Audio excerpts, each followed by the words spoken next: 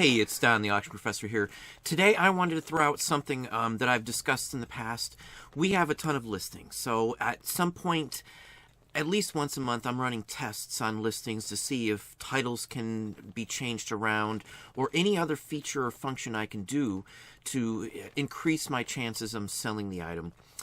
One thing I've looked at, and I've really looked at it, is when people say just clicking on them and multiple editing them all at once without changing anything. Now, I've looked into that.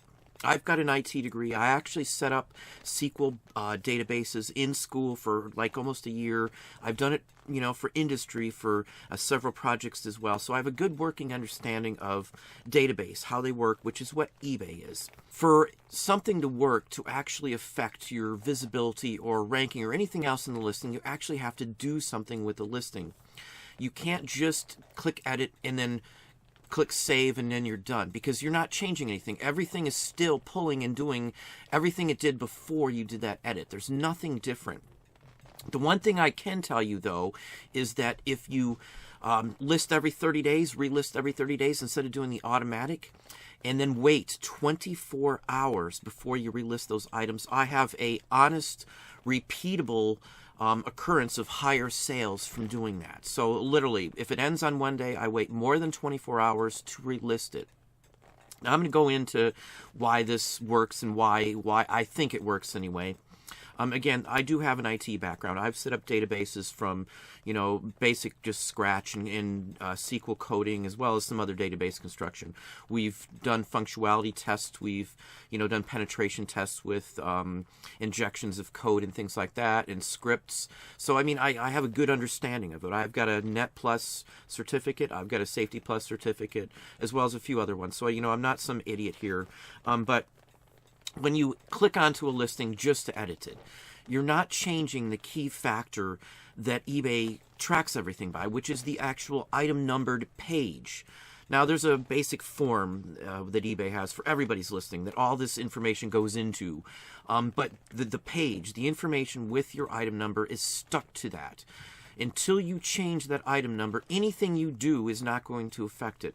With like your listing or anybody's listing, just a listing in general, every aspect of that listing can be stored on a different database or in a different database on a different server. The photos are on one server, and there's proof of this. This is just literally how people set up databases. There's proof which you can see, which is when eBay actually lost all of the actual photos other than the main photo itself.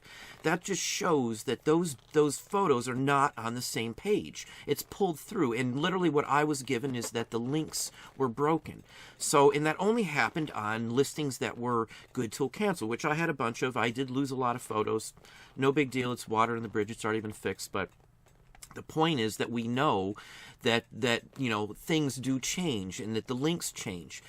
The photos weren't able to be fixed because the link was broken. There was no way to get all those photos back to a new item number. That's the thing you want to do.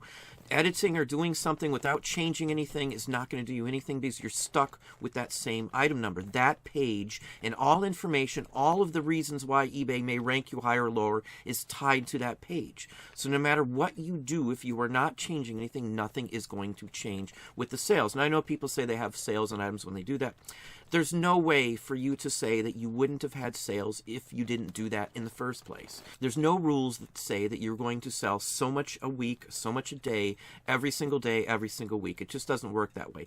I have a general average across my month, with projections and stuff that I can figure that out. But there's no guarantees. So, there's no way and no evidence that says that editing without changing that item number does anything for you. I can go over this. I can show you numbers. I can show you test after test after test after test that shows no difference in my sales increases for the same similar items, run in several different stores, mind you. But I can show a difference in increase in my sales when I wait 24 hours. Just like when you have temporary internet files in your browser, whatever you're using, there's temporary internet files that stay with you. They keep this information in there. Unless you're clearing it out and, getting rid of your history, it's there. Now, with a server, they keep history on files and things like that on another database. So when you relist it and it gives you a new item number, that information takes a little bit of time to catch back up with the listing. That's my take on it. Like when you clear out your browser temporary internet files. Sometimes your browser runs better, sometimes features are better, you're not cluttered with other things, and you'll get more relevant information sometimes instead of information that it keeps bringing up because it's back there in your temporary internet file and is brought back up when you go to those sites. It recommends like going to specific sites, it'll finish your certain words. All of that is built in, and a database has that too. So if you wait a certain length of time, that is cleared out.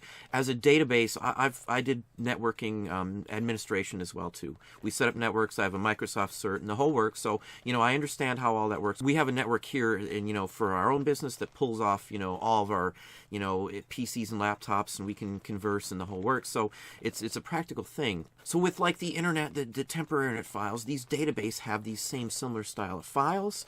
And if you wait a certain length of time as a database administrator, the person wants to clear out his files. You don't want to keep that information going and going and going. They're temporary files. They're not good after a certain point. You can have a script that'll actually delete them at the end of the day, and all kinds of factors like that for the database when they're not needed anymore. So at a certain point, they can be cleared. So once you start a whole new listing, it's actually a new item number. That new item number is now stored in a different place. So everything isn't immediately available there. eBay confirms that everything isn't synced up right away, and it can take up to 24 hours for your listing to appear. So that's kind of why I figured that this is all works. And again, I've done it now half a dozen times. I'm still testing it. Every time I do it, I have an increase over listings that I just immediately relist as soon as they end.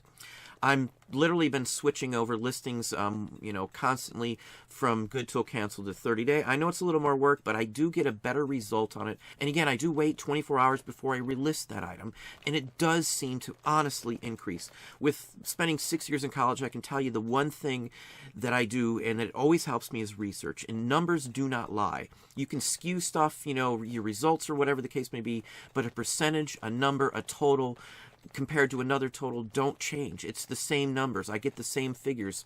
I get an increase when I actually wait at least 24 hours versus when I don't and relist automatically. So from now on, I've been running a bunch more when I relist as 30-day relists, and then at the end of the 30 days, I wait 24 hours plus, and then I relist them. It literally seems to clear something out where it starts over as a fresh, and then it takes a little while for any tracking or any of the information to be back tied to that new page, that new listing. Now again, all the other information is carried on over, but the item number changes.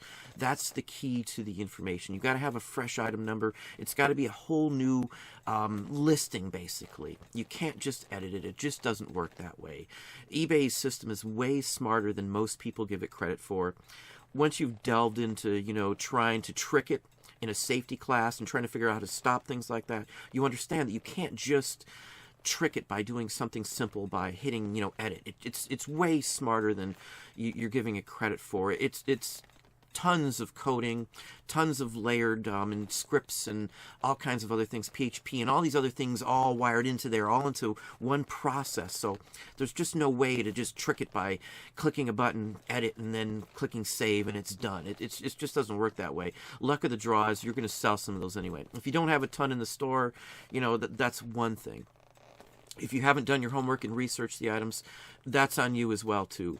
But if the items are good and researched, if you wait that 24 hours, it does seem to have an increase over other listings. It refreshes it. It clears out all temporary information tied to it. All the files that a database may hang on to associate with your specific listing are cleared out and start all over again. At least that's what I personally have seen. If anybody else has had similar results or has tried that, please let me know. Again, I'm basing this on factual evidence, on sales history, actual sales versus items that didn't sell, multiple items from multiple stores. So it's not the same store I'm comparing to.